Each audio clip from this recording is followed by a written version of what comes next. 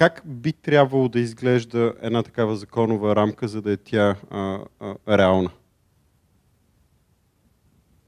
Зависи коя е политиката, която искаме да облечем в тази законова рамка. Мартин, например, каза възможни решения за това как така да се направи, че хем агнето да е цяло, хем вълка да е сит. Тоест има интелигентни начини, по които да се намери решение на проблема. Хубаво, хората искат авторски права, но да си получават пари за тези авторски права. Добре, има такава традиция да ги получават тия пари, но първо тия пари трябва да са някаква разумна, умерена сума, която е в духа на съществуващите традиции.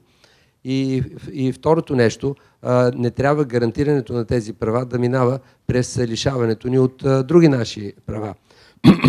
Мартин спомена за това, че интернет ще стане като всички тези комунални услуги, които ползваме. Наистина ние с него участвахме в един екип, който направи брейнсторминг по темата и направи една малка инициатива. Тя тръгна впрочем от това, че преди няколко години трябваше да платим някаква космическа сума за едночасово ползване на интернет в някакъв хотел в центъра на Европа.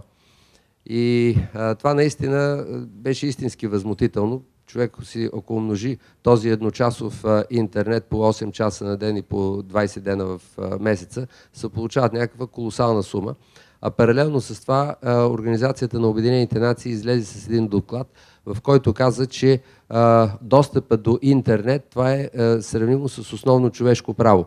Основните човешки права, това са право на образование, право на свобода и така нататък, право на свободна реч и прочее и прочее. Те са обявени с основополагащите документи на ООН. И това, че достъпът ни до интернет се оприличава на това фундаментално право, означава, че то трябва да бъде автоматически гарантирано. И точно затова подехме една инициатива пред Европейската комисия и специално комисарката Нели Круз за освобождаване, за въвеждане на общоевропейска гаранция за универсален достъп до Wi-Fi във всяка една точка на Европейския съюз. И в момента сме в процедура, така да се каже, на тази лобистика.